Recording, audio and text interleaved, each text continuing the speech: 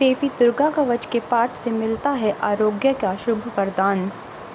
देवी दुर्गा कवच का पाठ हिंदी में प्रस्तुत है। इस पाठ से शरीर के समस्त अंगों की रक्षा होती है। ये पाठ महामारी से बचाव की शक्ति देता है। ये पाठ संपूर्ण आरोग्य का शुभ वरदान देता है। ये अत्यंत गोपनीय पाठ है। इसे पूरी पवित्रता से किया जाना चाहिए। मार्कंडेय उपवाच। मार्कंडेय जी ने कहा, हे पितामह, जो इस संसार में परम गोपनीय तथा मनुष्य की सब प्रकार से रक्षा करने वाला है और जो अब तक आपने दूसरी किसी के सामने प्रकट नहीं किया हो, ऐसा कोई साधन मुझे बताइए। ब्रह्मवाच। ब्रह्मांड, ऐसा साधन तो एक देवी का कवच ही है, जो गोपनीय से भी परम गोपनीय, पवित्र तथा संपूर्ण प्राणियों का उपकार करने वाला है।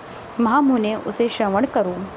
प्रथम नाम शैलपुत्री है, दूसरी मूर्ति का नाम ब्रह्मचारिणी है, तीसरा स्वरूप चंद्रघटा के नाम से प्रसिद्ध है, चौथी मूर्ति को कुष्मांडा कहते हैं, पांचवी दुर्गा का नाम स्कंद माता है, देवी के छठे रूप को कात्यायनी कहते हैं, सातवां कालरात्रि और आठवां स्वरूप महागौरी के नाम से प्रसिद्ध है, नवी दुर्गा का नाम सिद्धिदायत्री है। ये सब नाम सर्वज्ञ महात्मा वेद भगवान के द्वारा ही प्रतिपादित हुए हैं। ये सब नाम सर्वज्ञ महात्मा वेद भगवान के द्वारा ही प्रतिपादित हुए हैं। जो मनुष्य अग्नि में जल रहा हो, रणभूमि में शत्रुओं से घिर गया हो, विषम संकट में फंस गया हो तथा इस प्रकार भय से आतुर होकर जो भगवती दुर्गा की शरण में प्राप्त हुए हों, उनका कभी कोई अमंगल नहीं होता। युद्ध समय संकट में पड़ने पर भी उनके ऊपर कोई विपत्ति नहीं दिखाई देती। उनके शोक, दुख और भय की प्राप्ति नहीं होती। जिन्होंने भक्तिपूर्वक देवी का स्मरण किया है, उनका निश्चय ही अद्भुत होता है। देवेश्वरी, जो तुम्हारा चिंतन करते हैं, उनकी तुम निसंदेह रक्षा करती हो। चामुंडा देवी प्रेत पर आरूढ़ होती हैं, वाराही भैंसे पर सवारी करती हैं, ऐन्द्री का वाहन ऐरावत हाथी है, वैष्णवी देवी गरुड़ पर ही आसन जमाती हैं, माहेश्वरी वृषभ पर आरूढ़ होती हैं, कौमारी का मयूर है, भगवान विष्णु की प्रियतमा लक्ष्मी देवी कमल के आसन पर विराजमान है और हाथों में कमल धारण किए हुए हैं। वृषभ पर आरूढ़ ईश्वरी देवी ने श्वेत रूप धारण कर रखा है। ब्राह्मी देवी हंस पर बैठी हुई हैं और सब प्रकार के आभूषणों से विभूषित हैं। इस प्रकार ये सभी माताएं सब प्रकार की योग शक्तियों से संपन्न हैं। इनके सिवा और भी बहुत सी देवियां हैं जो अनेक प्रकार के आभूषणों की शोभा से युक्त तथा नाना प्रकार के रत्नों से सुशोभित हैं। ये संपूर्ण देवियां क्रोध में भरी हुई हैं और भक्तों की रक्षा के लिए रथ पर बैठी दिखाई देती हैं। ये शंख, चक्र, गदा, शक्ति, हल और मूसल, खेटक और तोमर, परशु तथा पाश, कुंद और त्रिशूल एवं उत्तम शांत धनुष आदि अस्त्र शस्त्र अपने हाथ में धारण करती हैं। दैत्यों के शरीर का नाश करना, भक्तों को अभयदान देना और देवताओं का कल्याण करना, यही उनके शस्त्र धारण का उद्देश्य है। महान रौद्र रूप, अत्यंत घोर पराक्रम, महान बल और महान उत्साह वाली देवी, तुम महान भय का नाश करने वाली हो। तुम्हें नमस्कार है। तुम्हारी ओर देखना भी कठिन है। शत्रुओं का भय बढ़ाने वाली जगदम्बिके, मेरी रक्षा करो। पूर्व दिशा में मेरी रक्षा करें। अग्निकोण में अग्नि शक्ति, दक्षिण दिशा में वाराही तथा नैऋत्य कोण में खंडक धारिणी मेरी रक्षा करें। पश्चिम दिशा में वारुणी और वायव्य कोण में मृग पर सवारी करने वाली देवी मेरी रक्षा करें। उत्तर दिशा में कौमारी और ईशान कोण में शूल धारिणी देवी रक्षा करें। ब्राह्मणी, तुम ऊपर की ओर से मेरी रक्षा करो और वैष्णवी देवी नीचे की ओर से मेरी रक्षा करें। ये प्रकाशक को अपना वाहन बनाने वाली चामुंडा देवी दसों दिशाओं में मेरी रक्षा करें। जया आगे से और विजया पीछे की ओर से मेरी रक्षा करें। वाम भाग में अजिता और दक्षिण भाग में अपराजिता रक्षा करें। उद्योतिनी शिक्षा की रक्षा करें। उमा मेरे मस्तक पर विराजमान होकर रक्षा करें। ललाट में मलाधारी रक्षा करें और यशस्विनी देवी मेरी बाहों की संरक्षण करें। बाहों के मध्य भाग में त्रिनेत्रा और नथुनों की यमघटा देवी रक्षा करें। ललाट में मालाधारी रक्षा करें और यशस्विनी देवी मेरी बाहों का संरक्षण करें। बाहों के मध्य भाग में त्रिनेत्रा और नथुनों की यमघटा देवी रक्षा करें। नासिका में सुगंधा और ऊपर के होठ में चर्चिका देवी रक्षा करें। नीचे के ओठ में अमृत कला तथा जीवा में सरस्वती रक्षा करें। कौमारी दांतों की और चंडिका कंठ प्रदेश की रक्षा करें। चित्रघटा गले की घाटी और महामाया तालू में रहकर रक्षा करें। कामाक्षी थोड़ी की और सर्वमंगला मेरी वाणी की रक्षा करें। भद्रकाली ग्रीवा में और धनुर्धरी श्रेष्ठ वंश में रहकर रक्षा करें। कंठ के भारी भाग में नीलग्रीवा और कंठ की नली में नलकूबरी रक्षा करें। दोनों कंधों में खंडिकनी और मेरी दोनों भुजाओं की व्रजधारिणी रक्षा करें। दोनों हाथों में दंडनी और उंगलियों में अंबिका रक्षा करें। सुलेश्वरी नखों की रक्षा करें। कुलेश्वरी कुशी में रहकर रक्षा करें। महादेवी दोनों स्तनों की और शोक विनाशिनी देवी मन की रक्षा करें। ललिता देवी हृदय में और शूलधारिणी उदर में रहकर रक्षा करें।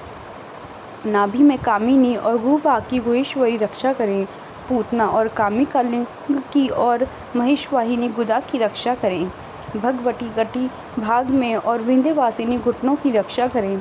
संपूर्ण कामनाओं को देने वाली महाबला देवी दोनों पिंडियों की रक्षा करें। नारसिंगी दोनों घुट्टियों की और तेजस्वी देवी दोनों चरणों के पृष्ठभाग की रक्षा करें। श्रीदेवी पैरों की उंगलियों में और तलवासिनी पैरों के तलुओं में रहकर रक्षा करें। अपनी दाढ़ों के कारण भयंकर दिखाई देने वाली रष्टा कराली देवी नखों की और ऊर्ध्व केशवनी देवी केशों की रक्षा करें। रोमावलियों के छिद्रों में कौवेरी और त्वचा की वागेश्वरी देवी रक्षा करें। पार्वती देवी रक्त, मज्जा, वसा, मांस, हड्डी और मेद की रक्षा करें। आंतों की कालरात्रि और पित्त की मुक्तेश्वरी रक्षा करें। मूलाधार आदि कमल केशों में पद्मावती देवी और कफ में चूड़ामती देवी स्थित होकर रक्षा करें। नख के तेज की ज्वालामुखी रक्षा करें, जिसका किसी भी अद से भेदन नहीं हो सकता। वह अविद्या देवी शरीर की समस्त संधियों में रहकर रक्षा करें। ब्राह्मणी, आप मेरे वीर्य की रक्षा करें। छतेश्वरी छाया की तथा धर्मधारिणी देवी मेरे अहंकार, मन और बुद्धि की रक्षा करें। हाथ में व्रज धारण करने वाली व्रजहस्ता देवी मेरे प्राण, अपान, व्यान, उदान और समान वायु की रक्षा करें। कल्याण से शोभित होने वाली भगवती कल्याण शोभना मेरे प्राण की रक्षा करें। रस, रूप, गंध, शब्द और स्पर्श, इन विषयों का अनुभव करते समय योगिनी देवी रक्षा करें तथा सत्वगुण, रजोगुण और तमोगुण की रक्षा सदा नारायणी देवी करें। वाराही आयु की रक्षा करें। वैष्णवी धर्म की रक्षा करें तथा चक्रिणी चक्र धारण करने वाली देवी यश, कीर्ति, लक्ष्मी, धन तथा विद्या की रक्षा करें। इंद्राणी, आप मेरे गोत्र की रक्षा करें। चंडिके, तुम मेरी पशुओं की रक्षा करो। महालक्ष्मी, पुत्रों की रक्षा करें और भैरवी, पत्नी की रक्षा करें। मेरे पति की सुपथा तथा माँ की क्षेमकरी रक्षा करें। राजा के दरबार में महालक्ष्मी रक्षा करें तथा सब ओर व्याप्त रहने वाली विजया देवी संपूर्ण भयों से मेरी रक्षा करें। देवी, जो स्थान कवच में नहीं कहा गया है, रक्षा से रहित है, वह सब तुम्हारे द्वारा सुरक्षित हो, क्योंकि तुम विजयशालिनी और पापनाशिनी हो। यदि अपने शरीर का भला चाहे तो मनुष्य बिना कवच के कहीं एक पग भी न जाए। कवच का पाठ करके ही यात्रा करे।